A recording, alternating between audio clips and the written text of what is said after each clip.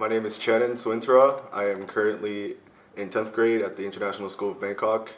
First heard about Kids Action for Kids through my swim team, of course, because there's these three brothers, the Brecky brothers, Hakan, Martin, and Anders, and I've heard them talked about Kids Action for Kids and how like what they did, and for children that had like cleft palates especially, and what they did to support them, and how we did fundraisings and how we made their lives better. And that made me intrigued and more interested about what we had to do in order to make them have a better life. I've been on two big missions. My first mission was in Naypyidaw, Myanmar, and that first mission really opened up my eyes because I've never actually seen anything like it before. These kids with not only facial deformity, but they also have very different lifestyles from us or different people that I know.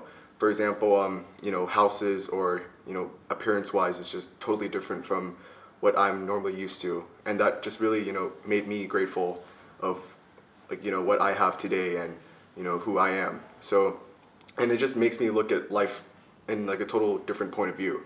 And on my second trip was in Sisake, Thailand.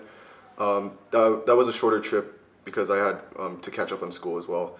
But I still went anyways, and I still had a lot of fun. I interacted with the kids and made them feel more comfortable about going to surgery, or not letting them be afraid of what might happen, because in the end it'll all work itself out. And it's just mind is probably the biggest thing that really affects what kids will do and what the kids will think about. It's not about how will it hurt, will it what will people think of me. It's all really up to the child themselves and what they believe in. From my personal experience as well, getting back into normal life again is actually something that I've just experienced, because I've just recently gotten a brain tumor removed from my head, and at first adjusting to normal life was very difficult, but then you just got to tell yourself that after that it's just another obstacle in life that you have to jump over and overcome. And because at the end of the day, life just goes on, and you can't just stay still because time moves on. You can't be stuck in the past. That definitely made my point of view change even more, because already from the start, before my surgery, I already was pretty astonished by what I saw and what I experienced. But after that, having something totally change my life really made me relate to the children that I've played with or worked with or seen or had conversations with, and that really made me feel a different sense of integrity and like empathy for them. Because if you really feel something that is different from other people, then that's just really life-changing. Well, leading back to the first trip again, I remember the time where we were waiting in this room, and it was basically like an ER room where they were waiting for the kids to have surgery to go into the surgery room.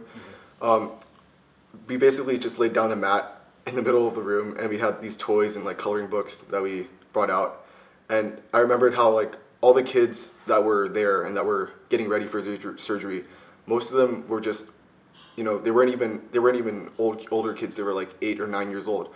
And the thing was that they were really brave about going to surgery. They knew that they were aware of going to surgery, but they continued to play just as kids would play, and they didn't think much of it.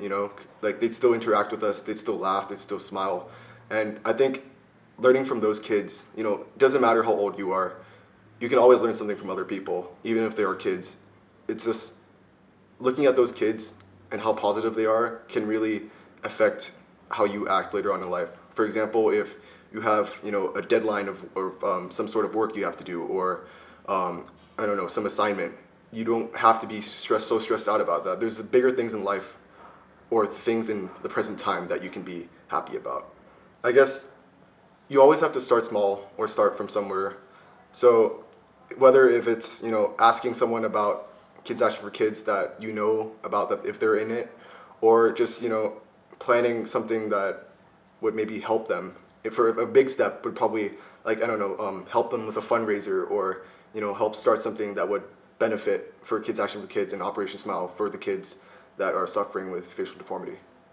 I think, well, for me, anyone can start anything, but, you just have to have the right mindset, and you need to be able to, accomplish it, to follow through with your plan. And that, once you follow through with your first plan, then you'll realize that you can do it and you can actually accomplish the things that you set for yourself. I just want to say that, if you're thinking about joining Kids Action for Kids, it's really actually worth it, because even if you don't know if you're going to make a small difference, if you think that, oh, just playing with the kids isn't going to make a difference, oh, just, I have to actually go do the surgery to actually make a difference, or I need to give a bunch of money to donate, or else that will make a difference. In the end, anything you do that interacts or involves the kids, it will always benefit them in the outrun, because maybe it doesn't actually benefit them like physically, but it actually benefits them mentally. But the memories that you make with them also stay with them forever.